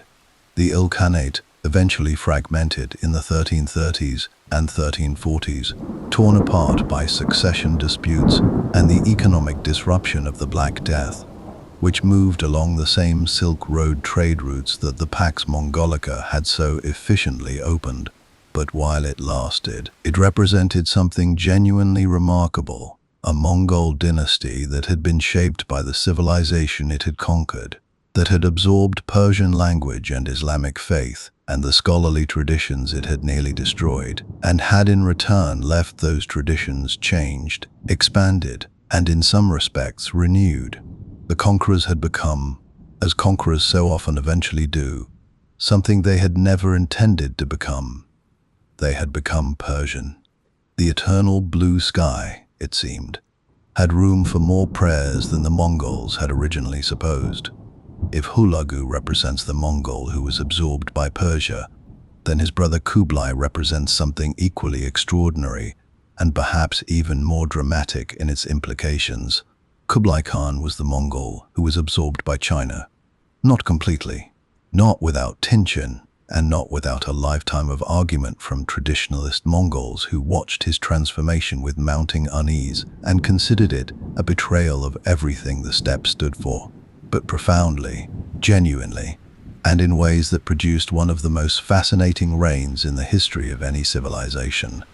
A man who was simultaneously the great Khan of the Mongol Empire and the son of heaven of the Chinese imperial tradition, who sat on a throne that the steppe wind had never blown across, in a palace that his grandfather could not have imagined building, ruling a population that dwarfed every other concentration of human beings on Earth.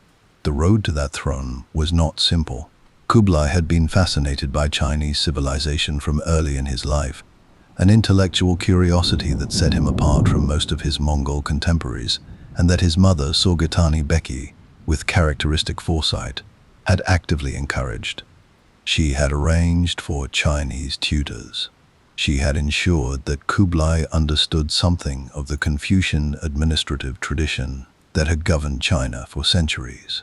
She seems to have grasped, earlier than almost anyone else in the Mongol leadership, that governing China would require something fundamentally different from conquering it. That the tools of the steppe, however devastatingly effective in military terms, were inadequate instruments for managing an agrarian civilization of that scale and complexity.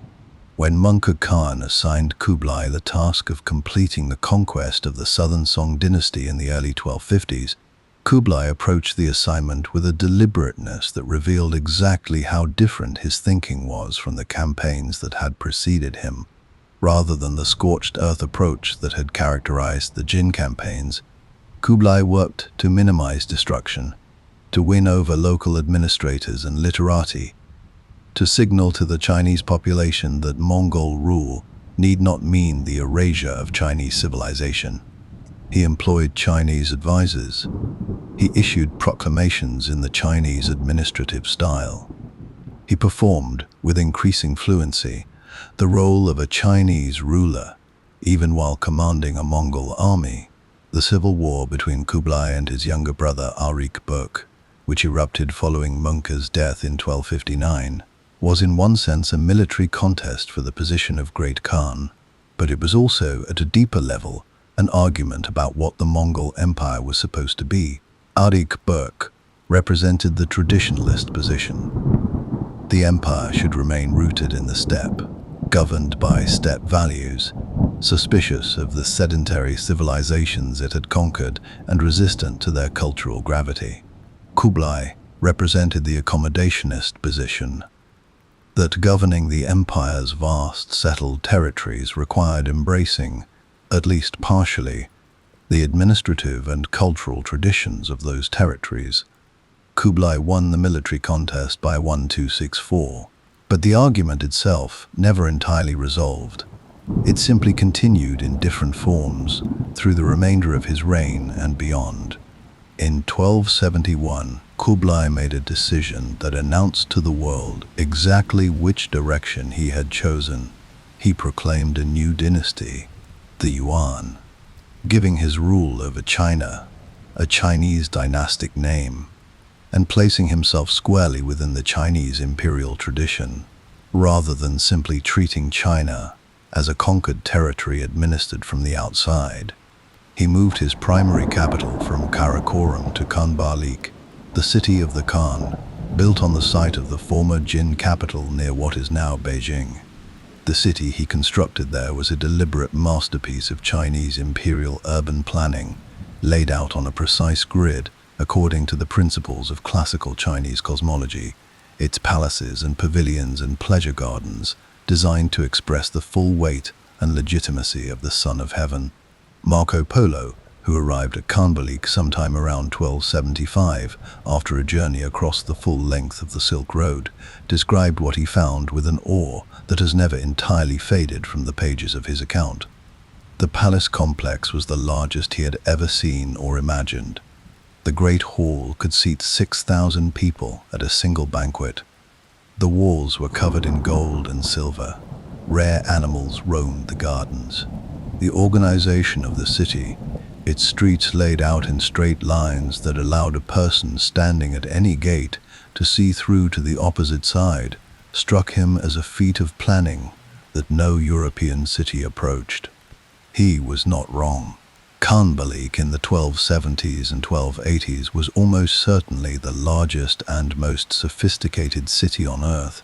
But Kublai's reign was not only architecture and banquets.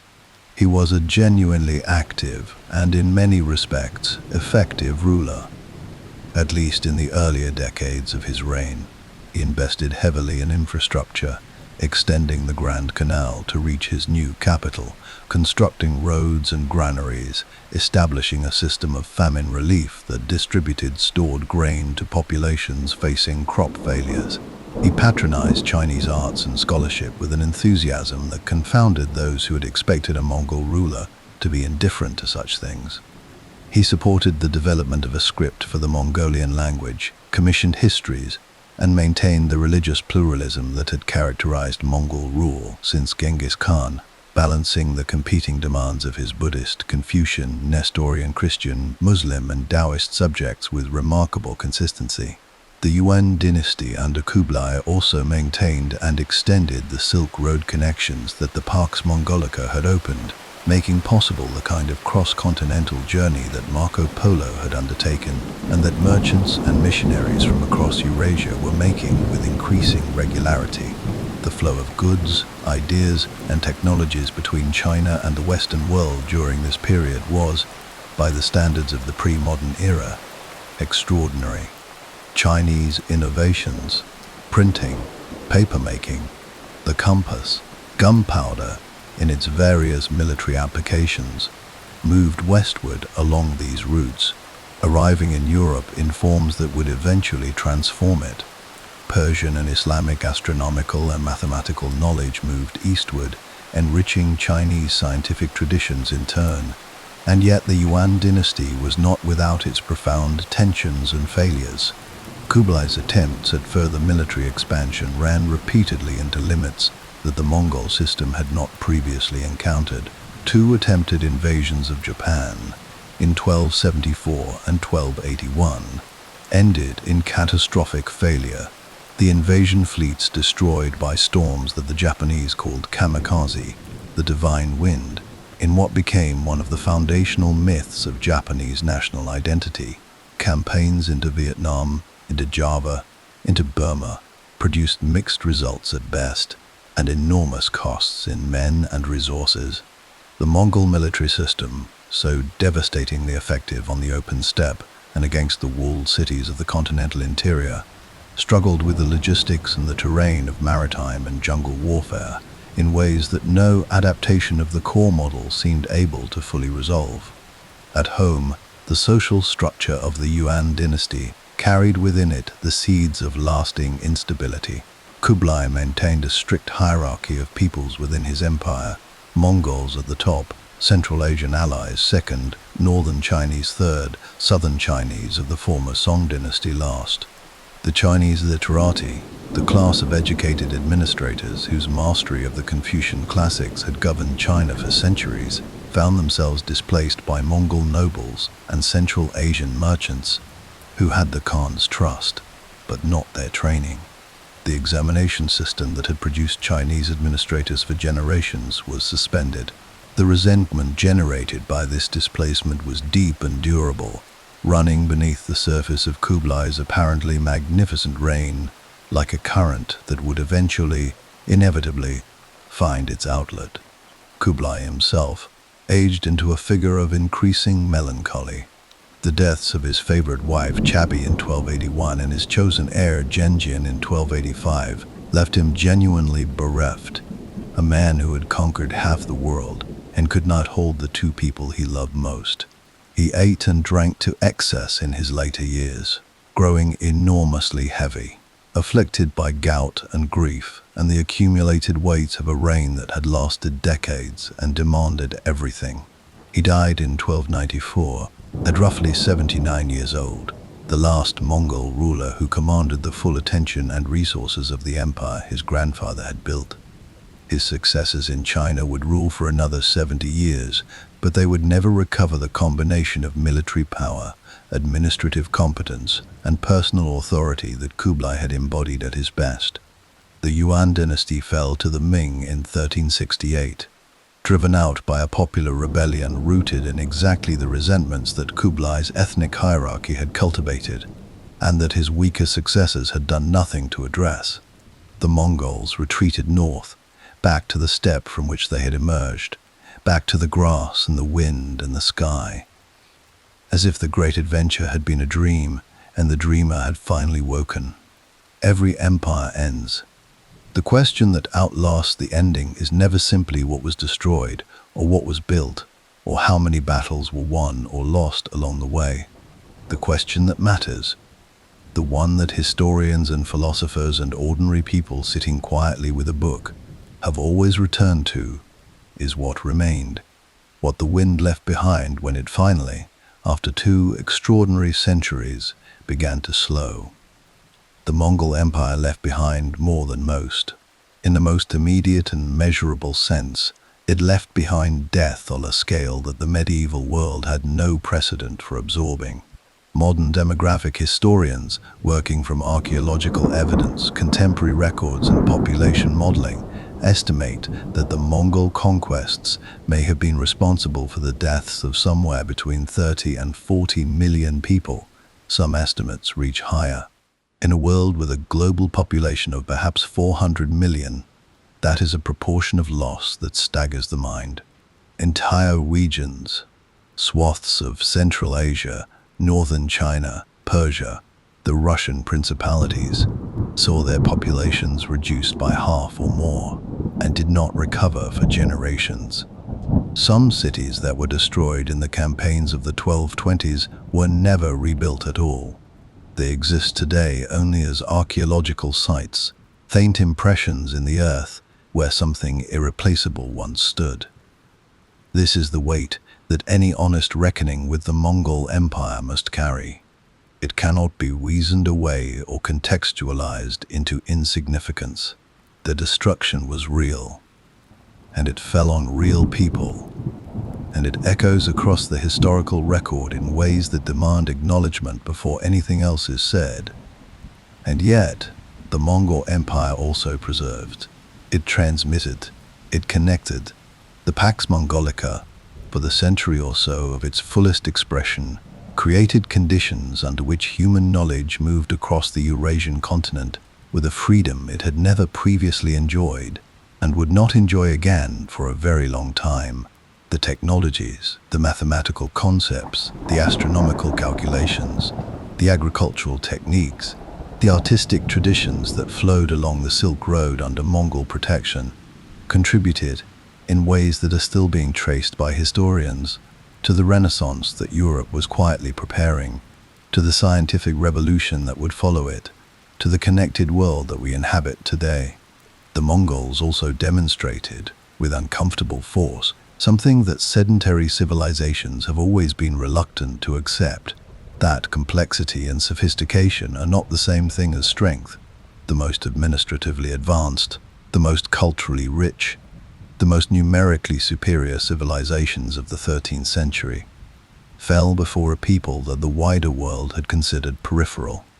The lesson embedded in that fact is one that historians, military theorists, and political philosophers have been drawing on ever since. The empire's political legacy reshaped the map of Eurasia in ways that remain visible. The modern nations of Mongolia, Russia, Iran, China, and the Central Asian republics all carry, in their borders and their institutions and their cultural memories, the imprint of what the Mongols built and broke and built again. The Russian concept of centralized autocratic rule was shaped in part by 2 centuries of Mongol overlordship. The Ottoman Empire that rose in Anatolia drew on Turco-Mongol administrative traditions. The Mughal Empire that ruled India for 3 centuries was founded by Babur, a man who traced his descent from both Timur and Genghis Khan and was entirely conscious of that inheritance. Genghis Khan himself has never stopped being argued over. In Mongolia today, he is a founding father. His face on the currency, his name on the airport, his image on bottles of vodka, and on the great equestrian statue that stands 40 meters tall on the steppe east of Ulaanbaatar, looking out over the grassland with an expression of absolute and untroubled authority. In China, in Persia, in Russia, in the memory of peoples whose ancestors suffered most directly under the campaigns, the assessment is naturally more complicated. He is a destroyer, a liberator, a unifier, a catastrophe, a visionary, a monster. He is all of these things simultaneously, and the tension between them is not a problem to be solved, but a reality to be held, because that is what the greatest historical figures always are. Not simple, not reducible, not fully containable within any single verdict. The steppe is quieter now than it was in the 13th century. The great herds have thinned. The Gyr still stands in its ancient circular form across the Mongolian plateau, still facing south, still organized according to conventions older than the empire itself. The sky above it is still the same sky, still blue, still vast, still carrying the wind that has blown across that grass since before any human being thought to look up and see something sacred in it. The Mongols looked up and saw Tengri. They saw a universe that rewarded strength and loyalty and the willingness to move when the season demanded movement. They built the largest empire the world has ever seen from that vision, and they burned a significant portion of the world in the process of building it, and they connected what remained in ways that still quietly shape the civilization we inhabit. That is their legacy. Enormous, irreducible, and still, after 8 centuries, not entirely settled. The wind continues, the grass bends, the sky watches, and somewhere beneath the unmarked steppe, the man who started it all lies undisturbed, exactly as he wished.